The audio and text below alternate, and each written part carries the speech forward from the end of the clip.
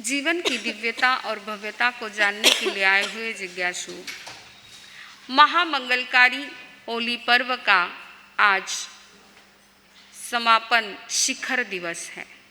हमारी नवपद की साधना आराधना का आज अंतिम चरण है।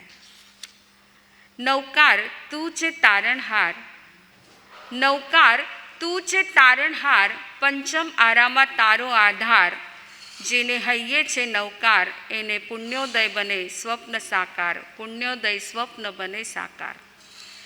नौकार मंत्र की जिसके हृदय में स्थापना हो चुकी है, उसकी सारी मनोकामनाएं फलित हो जाती हैं।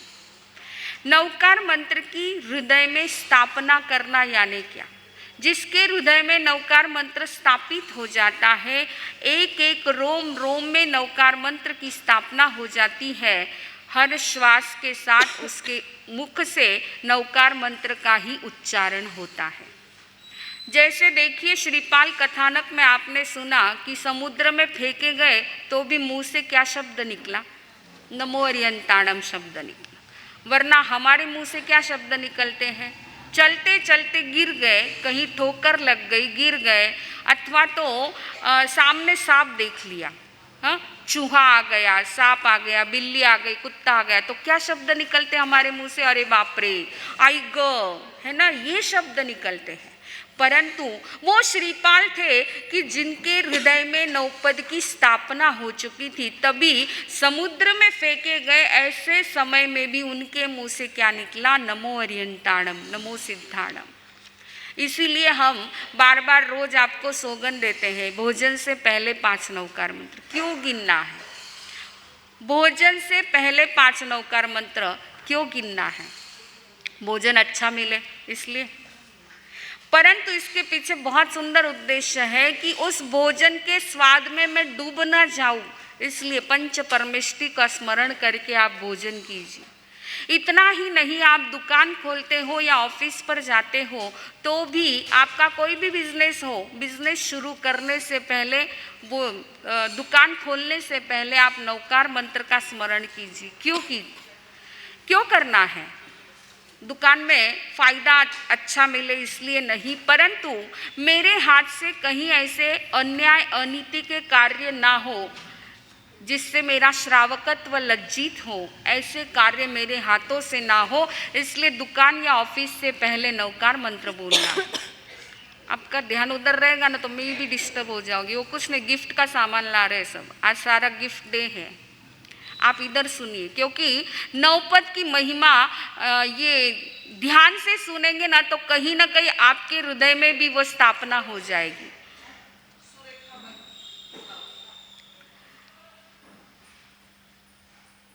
सोने से पहले नौकार मंत्र गिनना है। क्यों गिनना है? नींद अच्छी आए इसलिए, परंतु नींद में भी पाप कर्म का बंध ना हो इसलिए नौकार मंत्र गिनना है। तो ऐसे जिसके हृदय में नवपद की स्थापना हो गई, श्रीपाल कथानक हम श्रवण कर रहे हैं, उनकी यह दिग्विजय यात्रा उज्जैनी पहुंची है, माता और मैना सुंदरी से मिले हैं और अब मैना सुंदरी के पिता राजा प्रजापाल से मिलना है। अभी तक नगरी में प्रवेश नहीं किया है, उसके पहले पिता से मिलना है। तो श्रीपाल मैना से कहते हैं, मैना तुम जैसे कहोगी उस ढंग से तुम्हारे पिता से मैं मिलना चाहता हूँ, तुम किस पद्धति से मिलवाना चाहती हो बताओ। तब मैना ने कहा, नाथ मैं आज अपने पिता को बताना चाहती हूँ कि संसार में सबसे बड़ा कर्म है, संसार में कर्म सबसे बड़ा है, बलवान यदि कोई है तो कर्म है। और उसने युक्ति समझा दी है श्रीपाल को कि किस प्रकार आप मेरे पिता से मिलिए। दूत भेजा गया है, श्रीपाल ने दूत को भेजा, राजसभा में जाकर के उसने राजा प्रजापाल से संदेश दिया है कि हमारे राजा आपसे मिलना चाहते हैं, परंतु उनकी एक शर्त है, आपको उनको मिलने के लिए नगरी से बाहर जहाँ वो रुके हुए हैं, उनका पड़ाव है, वहाँ तक आपको पहुँचना है, लेकिन शर्त है नंगे पैरों चल कर के आना होगा, रथ पर बैठ कर के नहीं आना है। दूसरी बात, सामान्य वस्त्रों में आएंगे और कंधे पर कुल्हाड़ी डाल करके फिर आपको आना है, अन्यथा आपकी और उनकी मुलाकात रणभूमि में होगी। राजा प्रजापाल ये सुनते ही गुस्से में आ गया और कहा कि दूत जाकर के अपने राजा से कह देना मैं रणभूमि में उनका इंतजार कर रहा हूँ। तब मंत्री ने कहा, राजन थोड़ा ठहरी है, जरा शांति से ठंडे दिमाग से सोचिए। मैंने पता लगवाया है जो भी राजा आया है उसके पास जो सैन्य है हमारे सैन्य से 100 गुना अधिक सैन्य है, इसलिए जैसा कहा है वैसे जाने में कोई हरकत नहीं है। नाहक में इतना नरसंहार क्यों? इसलिए जैसा कहा है वैसा आप पहुंच जाए तो इसमें ही सभी का भला है। तब मंत्री की बात राजा के समझ में आ गई और राजा जैसे कहा था वैसे ही बिल्कुल सिंपल लिबास में कंधे पर कुल्हाड़ी डालकर के नंगे पैरों चल कर के वहाँ पहुँचे हैं। सामने देखा तो कौन थे? श्रीपाल थे। श्रीपाल ने स्वयं चलकर के राजा का स्वागत किया है और अपने तंबू में लेकर के आए हैं। और तब मैना सुंदरी ने बताया, पिताजी देखिए, जिस कोढ़ी के साथ आपने मेरा विवाह किया था आज वो राजा नहीं राजेश्वर बन चुके हैं। इसलिए मैंने कहा था कि संसार में सबसे बलवान कर्म होता है। यह देखकर के, ये सारा ठाट बाट देखकर के राजा प्रजापाल भी प्रसन्न हो गए, आंख में आंसू आ गए हैं और मैना से कह रहे हैं, मैना मुझे माफ कर दो, आज तूने मुझे दिव्य दृष्टि का दान दिया है, तूने मुझे दिव्य दृष्टि का दान दिया है। आज मैं भी स्वीकार करता हूँ कि संसार में कर्म से बलवान और कर्म से बड़ा और कोई नहीं होता है। तब श्रीपाल कहते हैं कि राजन ये तो सब गुरु कृपा का और उनकी आशीर्वाद का सुफल है, नवपत का प्रभाव है और शुभ पुण्योदय का प्रभाव है कि ये सारा सब कुछ परिवर्तन हुआ है। ये चमत्कार जो घटित हुआ ये सब गुरु कृपा और नवपत के प्रभाव से हुआ है। आइए इस वातावरण को और भी रंगीन और संगीन बनाने के लिए, खुशनुमा वातावरण बनाने के लिए एक सुंदर सा नाट्य हो जाए, एक नृत्य और संगीत हो जाए। राज्यसभा में बड़े शाही ठाट बाट के साथ सभी पहुँचे हैं और राज्यसभा में आने के बाद श्रीपाल ने एक सुंदर सा नृत्य दिखाने के लिए बब्बरकोट से जो उनको नाटक मंडली दहेज में मिली थी उनको बुलाया है और कहा कि इस वातावरण को और भी सुंदर बनाने के लिए आप सुंदर सा संगीत और नृत्य पेश कीजिए। सारी नाटक मंडली तो पहुंच गई परंतु प्रमुख नटनी जो थी उसने आने से इनकार कर दिया। श्रीपाल ने पूछा कि क्या बात है, रोज तो हमेशा इतना मनोरंजन करती है, आज क्या हुआ? तब उसने बहाना बना दिया कि मेरे सिर में कुछ दर्द है, मैं नहीं आ सकती हूँ। तब श्रीपाल ने कहा आज कोई बहाना नहीं चलेगा, आज तो तुम्हें आना ही पड़ेगा। इतने दिन ठीक है लेकिन आज तो महत्वपूर्ण दिवस है, इसलिए आज तो तुम्हें सुंदर सा नृत्य दिखाना ही पड़ेगा। जबरदस्ती से उसे राज्यसभा के अंदर लाया गया है। तब वह एक दोहा सुनाती है, कहाँ मालव कहाँ शंखपुर, कहाँ बबर कहाँ नट, सुर सुंदरी नटवी बनी देवकियान घट हो श्रीपाल नरेश्वर, समर्यो परमेष्टि नव पद प्रेम से श्रीपाल नरेश्वर, समर्यो परमेष्टि नव पद प्रेम। यह नटनी यानी और कोई नहीं थी, सुर सुंदरी थी। उसके मुंह से जब ये सुना तो सभी को बड़ा आश्चर्य लगा। तब सुर सुंदरी मैना सुंदरी से कहती है कि लव मैरिज का परिणाम क्या है। वो बताती है, मैना मुझे आज वह दिन याद आता है जब हम दोनों पढ़कर के कलाचार्य के पास से पढ़कर के इसी राज्यसभा में आई थी और पिता ने हम दोनों को प्रश्न पूछा था कि संसार में बड़ा और बलवान कौन है, और मैंने कहा था पिताजी आप हो, और मेरे जवाब से खुश होकर के पिताजी ने मुझे वरदान दे दिया कि तुम अपने मनपसंद राजकुमार के साथ, राजा या राजकुमार के साथ विवाह करो। और तूने जवाब दिया था मैना कि कर्म बलवान है। तुम्हारे जवाब से नाखुश होकर के पिता ने कोढ़ी के साथ तेरा विवाह कर दिया। मैं खुश थी कि मुझे अपने मनपसंद राजकुमार के साथ मेरा विवाह हुआ है, विवाह होने के पश्चात हमारी बारात यहाँ से रवाना हुई और शंखपुर जाने के लिए हम लोग पहुँचे हैं, लेकिन मुहूर्त अच्छा नहीं था, इसलिए रात भर नगरी के बाहर ही रुकना पड़ा। दूसरे दिन सुबह शुभ मुहूर्त में हमारा प्रवेश होने वाला था, लेकिन रात को चोरों का आक्रमण हो गया। भयंकर आक्रमण हुआ और उसमें तो मेरे पति जान बचा करके बच निकले और मैं चोरों के चंगुल में फंस गई। सुरसुंदरी कहती हैं, मैं चोरों के चंगुल में फंस गई। उन्होंने एक सार्थवाह को मुझे बेचा। सार्थवाह ने मुझे नेपाल देश में ले जाकर के एक वेश्या को बेच दिया। उस वेश्या ने मुझे नटकला सिखाई और बब्बरकोट के राजा महाकाल उनके सामने जब एक बार यह नृत्य कला में प्रदर्शित कर रही थी, मेरी नृत्य कला से प्रभावित होकर के उन्होंने जो है वेश्या से मुझे मांग लिया और जब उनकी पुत्री का विवाह श्रीपाल के साथ हुआ तब दहेज में हमारी नाटक मंडली दी गई थी। तब से लेकर आज तक मैं श्रीपाल का मनोरंजन करती आई हूँ, लेकिन आज अपने ही माता पिता के सामने इस प्रकार नृत्य दिखाना मुझे अच्छा नहीं लगा, इसलिए मैं आने से इनकार कर रही थी। मैना, आज मैं मानती हूँ कि संसार में सबसे बलवान यदि कोई है तो कर्म है। ये सुनकर के सबकी आंखें गीली हो गई कि दोनों सगी बहनें, लेकिन भविष्य कैसा, दोनों का भविष्य कैसा रहा है। तब मैना सुंदरी ने श्रीपाल से कहा, नाथ, आपने इतने दिनों से मेरी बहन को नचाया, ये अच्छा नहीं किया आपने, ये अच्छा नहीं लगा मुझे। तब श्रीपाल ने कहा, मैंने जानबूझ करके तो नहीं किया, मुझे पता नहीं था कि ये मेरी साली है। अगर पता रहता तो ऐसा हरगिज नहीं करता। ना ही मुझे पता था कि ये मेरी साली है और ना ही इसको पता था कि मैं इसका बहनोई हूँ।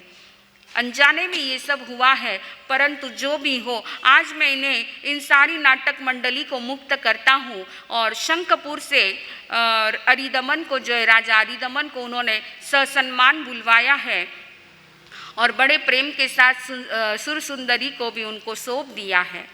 इसलिए कहते हैं कि कभी भी अपने रूप का इसका अहंकार नहीं करना चाहिए। धन संपत्ति का, रूप का, ज्ञान का, किसी का भी अहंकार नहीं करना चाहिए। सुरसुंदरी को बड़ा अहंकार था और उसी अहंकार का परिणाम आज देखिए कि क्या स्थिति बन गई।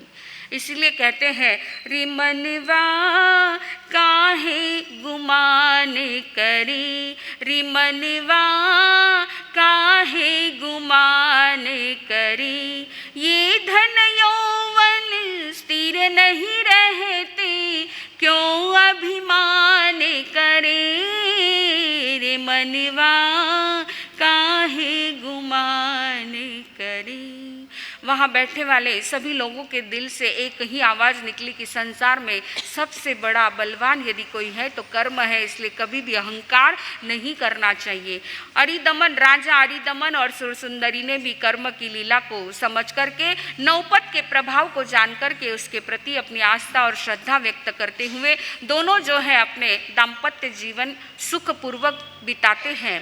जैसे ही श्रीपाल उज्जैनी में पधारे, यह जानने के बाद जो 700 कोढ़ी थे जो स्वस्थ हो चुके थे, अपने अपने गांव चले गए थे। उनको पता चला तो वे 700 के 700 श्रीपाल से मिलने के लिए उज्जैनी आते हैं। उनको देख कर के श्रीपाल ने उनके प्रति भी हार्दिक जो है प्रसन्नता व्यक्त करते हुए उनको सभी को राणा पद दिया है। अब देखिए, श्रीपाल की चर्चा चारों तरफ हो चुकी थी और इस कहानी का सबसे मेन पार्ट जो था, कौन था मेन पार्ट बता पाएंगे आप? कि जिसके बिना ये कहानी का जन्म नहीं होता, वो थे चंपा के मंत्री मती सागर। अगर उस समय मंत्री मती सागर जो है महारानी कमल प्रभा को आगाह नहीं करते कि श्रीपाल को मारने का षड्यंत्र रचा जा रहा है, इसलिए महारानी आप अभी इनको लेकर के निकल जाइए, अगर ये सूचना नहीं देते तो इस कहानी का जन्म ही नहीं होता था। इसलिए इस कहानी का सबसे मेन पार्ट यदि कोई है तो मंत्री मती सागर है। मंत्री मती सागर को जैसे ही पता चला श्रीपाल उज्जैनी पधारे हैं, वह मिलने के लिए, श्रीपाल को मिलने के लिए राजसभा में आते हैं। जैसे ही मंत्री मती सागर राज्यसभा में प्रवेश करते हैं, श्रीपाल उठ करके स्वयं चल करके उनका स्वागत करते हैं, उनको आसन पर बिठाते और उनके चरण स्पर्श करते हैं। देखिए कितनी बड़ी बात है। आज श्रीपाल सामान्य नहीं, इतने देशों के राजा है, परंतु फिर भी पुराने जो मंत्री हैं उपकारी हैं, पुरानी भी बात नहीं परंतु उपकारी हैं। ऐसे उपकारी के उपकारों को हमेशा याद रखना चाहिए, उपकारी के उपकारों को कभी नहीं भूलना चाहिए। और हमारे समय में जिन्होंने हमें सहयोग दिया है ऐसे व्यक्ति को तो कभी भी भूलना नहीं चाहिए। ऐसी श्रीपाल जो है उनके चरण स्पर्श करते हैं। एक घटना याद आती है कि उपकार क्या होते हैं। एक ट्रक ड्राइवर, दिवाली के दिन थे और दिवाली के दिन वो ठंडी बाजरी की रोटी और छाछ खाता है। बाकी के नौकर थे तो नौकर आकर के पूछते हैं, मालिक आप हम सबको तो मिठाइयाँ बांटते हो, इतने अच्छे अच्छे बॉक्स भर भर के देते हो और आप स्वयं बाजरी की रोटी और छाछ खाते हो, हमको अच्छा नहीं लगता है ये, आप ऐसा क्यों खाते हो? हर साल देखते हैं, हर साल आप दिवाली पे यही खाते हो। तब आंख में आंसू भर कर के वो ट्रक ड्राइवर कहता है, आज भले ही मैं 70 ट्रकों का मालिक हूँ, आज भले ही सत्य बनी हुई घटना है, आज भले ही मैं 70 ट्रकों का मालिक हूँ, लेकिन एक दिन था मेरे नसीब में, इन्हीं दिवाली के दिनों में बाजरी की रोटी और ठंडी छाछ थी, इसलिए मैं हर दिवाली को बाजरी की रोटी और छाछ ही खाता हूँ ताकि मैं उन दिनों को भूल ना पाऊँ, मैं उन दिनों को भूल ना पाऊँ, इसलिए मैं खाता हूँ। तुम्हें भले ही मैं मिठाइयाँ बांटता हूँ लेकिन मैं ये खाता हूँ ताकि मुझे अपने अमीरी का घमंड ना आ जाए, अपनी अमीरी का घमंड ना आ जाए, इसलिए मैं गरीबी के दिनों को याद रख करके, गरीबी क्या होती है मैंने गुजारी हुई है, अनुभव किया हुआ है, इसलिए मैं गरीबों की सेवा कर पाऊँ, इसलिए हर दिवाली को जो है बाजरी की रोटी और छाछ खाता हूँ। देखिए कितनी उच्च विचारधारा है। वरना क्या होता है आज, अरे थोड़ा सा पैसा आ जाता है तो आदमी फूल जाता है, उसके जैसा अमीर कौन है, इस प्रकार घमंड उसको आ जाता है। परंतु याद रखिए दुख के दिनों से हम भी गुजरे हुए हैं, इसलिए दुख में तो भगवान का स्मरण करते, सुख में भूल जाते हैं। इसीलिए तो बताया है, दुख में तो सुमिरन सब ही करी, जो सुख में करी सारे दुख ही टरी। सुमिरन से अंतर कमल है खिले, कमल जो खिला फिर खिला ही रहेगा। तू सुमिरन करे, तू सुमिरन करे।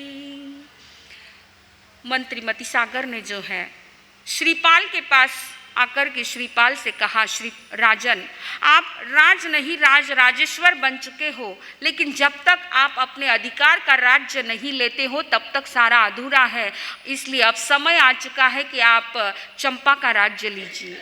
तब श्रीपाल ने जो है एक चतुर्मुख नाम के दूत को भेजा है कि जाकर के मेरे चाचा राजा वीर दमन को ये संदेश देना, लेकिन याद रहे इस संदेश में धमकी भी हो लेकिन अपनत्व भरे शब्दों का प्रयोग भी हो, उनका अपमान हो ऐसे शब्दों का प्रयोग मत करना, परंतु धमकी भी साथ में होनी चाहिए। इस प्रकार अत्यंत चतुर ऐसे चतुर्मुख दूत जो है चंपा नगरी पहुंचता है। राजा वीरदमन के राजसभा में जाकर के वह संदेश सुनाता है कि हे राजन, आपके भतीजे यानी श्रीपाल को आपने पढ़ने के लिए कलाचार्य के पास भेजा था, अब वो पढ़ लिख करके तैयार हो चुके हैं, इसलिए अब आप ये राज्य उनको प्रेम से सौंप दीजिए, क्योंकि कहते हैं जीर्ण वस्त्र ज़्यादा दिन टिकता नहीं है, नया वस्त्र धारण करना ही पड़ता है। संकेत देखिए कैसे दिया है, जीर्ण वस्त्र ज़्यादा दिन टिकता नहीं है, नया वस्त्र धारण करना ही पड़ता है, इसलिए अब आप प्रेम से श्रीपाल को ये राज्य उनका ही राज्य है उनको सौंप दीजिए, क्योंकि श्रीपाल सशक्त है, बलवान है और समर्थ है, सामर्थ्यशाली है। जैसे चंद्रमा के पूनम के चंद्रमा के सामने तारे निष्प्रभ हो जाते हैं, वैसे ही उनके सामने भी आप टिक नहीं पाएंगे, इसलिए ये राज्य उनको सौंप दीजिए। दूत की बात को सुनकर के वीर दमन को गुस्सा आ गया और गुस्से में आकर के कहते हैं, हे दूत जाकर के श्रीपाल से कह देना बातों से राज्य नहीं मिलता है, बातें करने से राज्य नहीं मिलता है, युद्ध से राज्य मिलता है, जिसकी खड़क उसी की भूमि होगी, उसको कह देना रणभूमि में मैं उसका इंतजार कर रहा हूँ।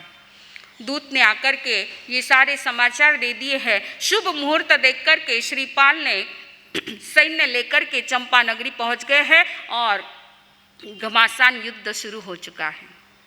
आखिर श्रीपाल का सैन्य जो है वीर दमन के सैन्य से बहुत ज़्यादा था और नौपत का रक्षा कवच जिसके पास है, नौपत की कृपा जिसको मिल चुकी है, उसकी विजय तो निश्चित ही होने वाली है। वीर दमन को वो जो 700 राणा थे उन्होंने पकड़ कर के बांध लिया है और श्रीपाल के सामने लेकर के आए हैं।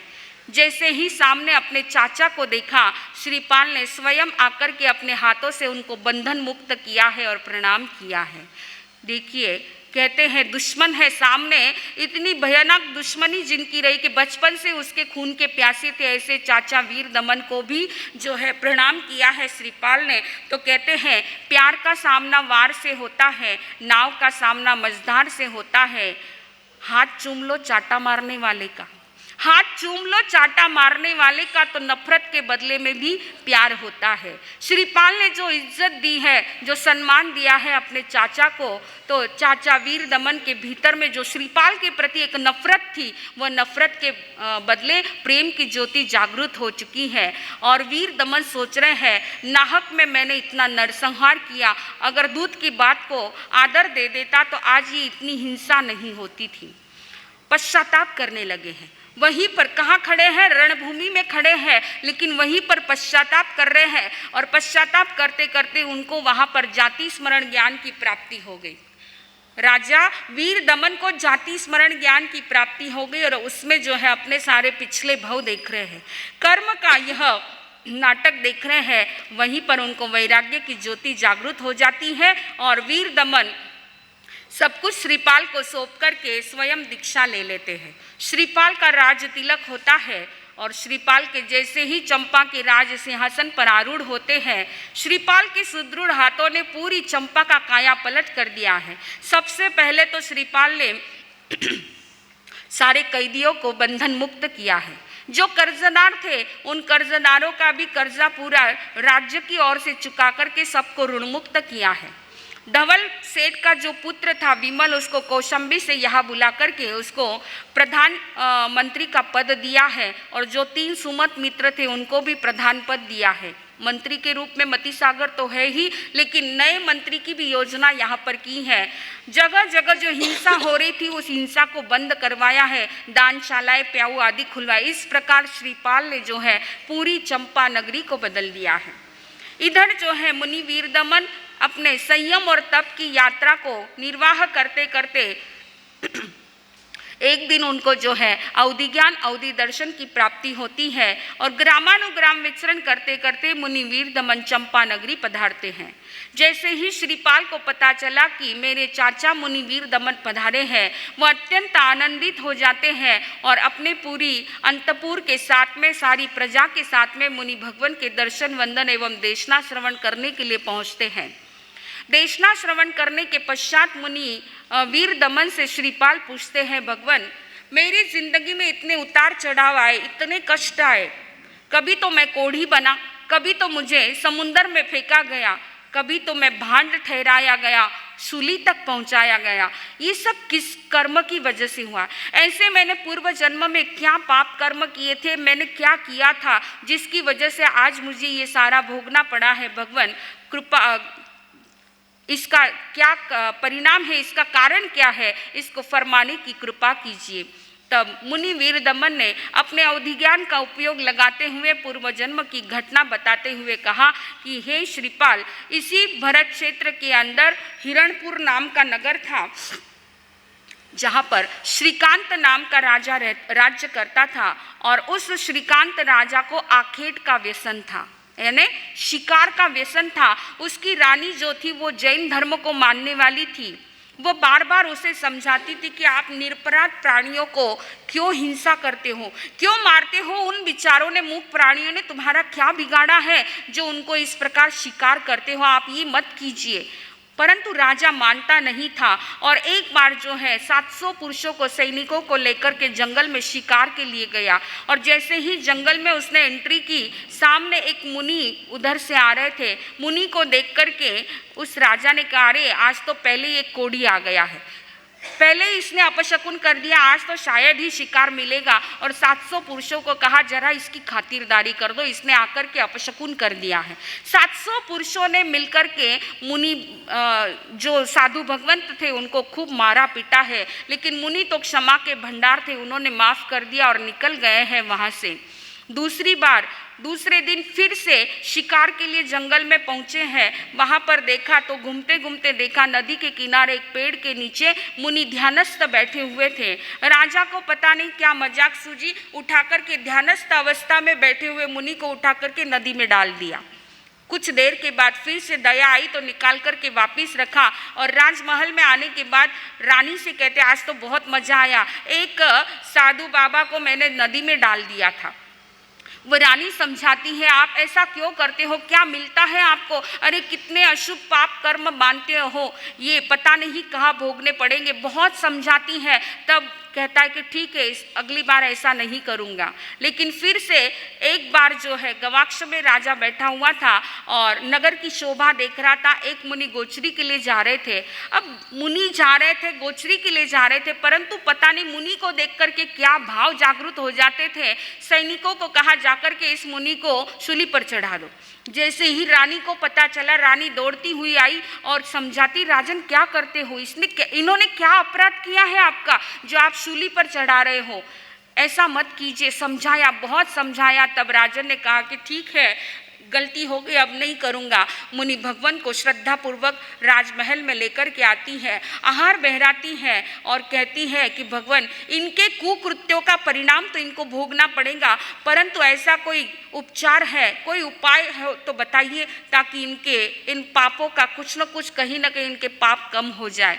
तब मुनि भगवंत ने नौपत की आराधना का विधि उन रानी को समझाई। तब राजा, उसकी 8 रानियां और 750 पुरुषों ने मिलकर के नौपत की ओली आयम्बिल ओली करके उसकी आराधना की है। इस प्रकार हे श्रीपाल राजा, वो श्रीकांत राजा जो था वो तुम हो, वो तुम हो।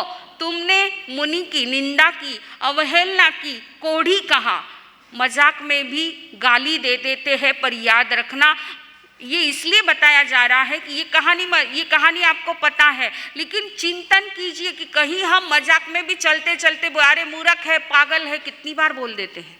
लेकिन कर्म का कंप्यूटर तो हमेशा 24 घंटे ऑन रहता है, जितनी बार बोलेंगे वहाँ पर फीड हो जाता है और समय आने पर अपना परिणाम देता है।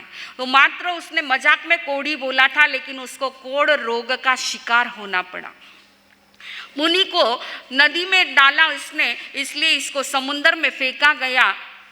मुनि की निंदा की, अवहेलना की, गालियां दी, इसके लिए उसको भांड ठहराया गया, शूली तक पहुंचाया गया। ये सब किसका परिणाम है?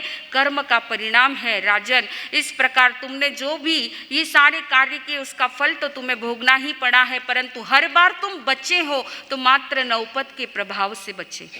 नौपत की आराधना तुमने पूर्व में भी की और अभी भी तुमने आराधना की। उस आराधना की वजह से तुम हर संकट से बाहर निकले, हर संकट से तुम बच पाए हैं, ये मात्र नौपत के प्रभाव से।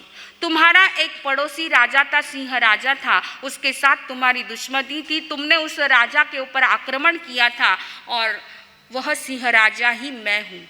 जो तुम्हारा पूर्व भव में पड़ोसी राजा था वह सिंह राजा ही मैं हूँ, और मैंने भी तुम्हारे साथ इस प्रकार का व्यवहार करके बदला लिया है। श्रीपाल, बस ये कर्म की रंगभूमि पर हम सारे कर्म के जैसे नाच नचाते हैं, कर्म नाच नचाते हैं, वैसे सबको नाचना पड़ता है। इसलिए बस जितना भी हो उतना सावधानी पूर्वक जीवन जियो। अब जो भी हो चुका है, लेकिन आगे की जिंदगी, आगे के जन्म, हमारे जन्म मरण की परंपरा को हमें सीमित करना है, खत्म करना है। तो इसलिए बस सावधानी के साथ जीवन जिए कि कहीं हमारे मन वचन काया के द्वारा इस प्रकार के अशुभ और असाता वेदनीय के कर्म का बंध ना हो, ताकि हमारा भविष्य बिगड़ जाए। ऐसा जीवन हमें नहीं जीना है, हमें बहुत ही सावधानी के साथ जीवन जीना है।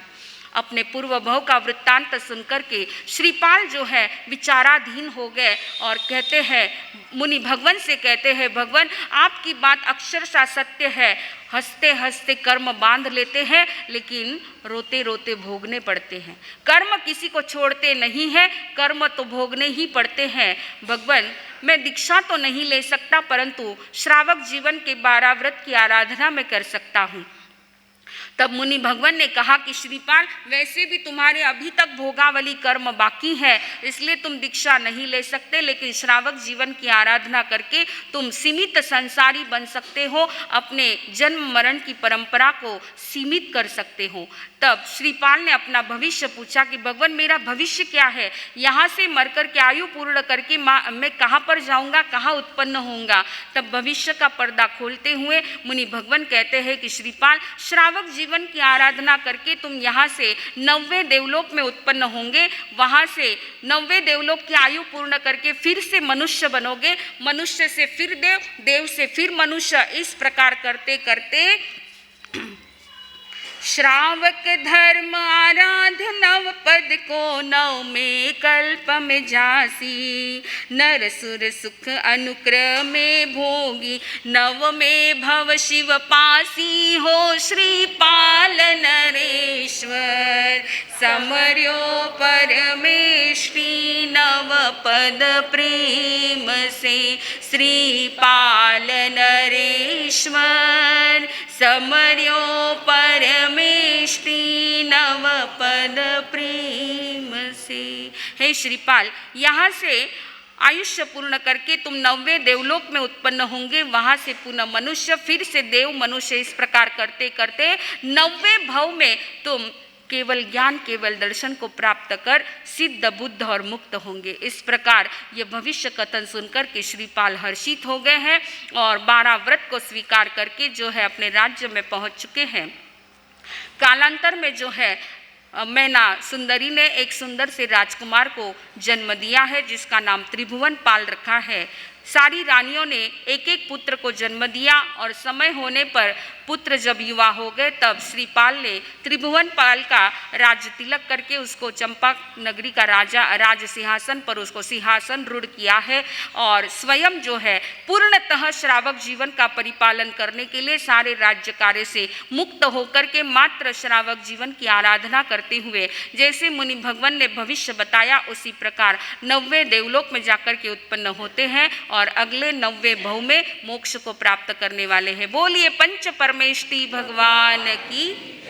ऐसे श्रीपाल इस कथानक को सुनकर के मात्र इतनी बात याद रखना कि बस जितना हो सावधानी के साथ हम जीवन जिए, कर्म किसी को छोड़ते नहीं है। मजाक में भी अगर किसी को कुछ बोल देते हैं तो वो हमें भोगना पड़ता है, इसलिए पूरी सावधानी के साथ जीवन जीना है और उसके साथ में धर्म की आराधना, नवपद की आराधना हम करते रहे। नवपद को हृदय में स्थापित कर दे, ऐसा स्थापित कर दे कि हर क्षण हर पल हर श्वास के साथ मात्र नमो ओरियंताणम नमो सिद्धाणम का ही जप निरंतर इस जीवा से होता रहे, हृदय से होता रहे। क्योंकि कहा है दिनकर के बिना धरती पर प्रकाश नहीं होता, दिनकर के बिना धरती पर प्रकाश नहीं होता, जलधर के बिना खेती का विकास नहीं होता।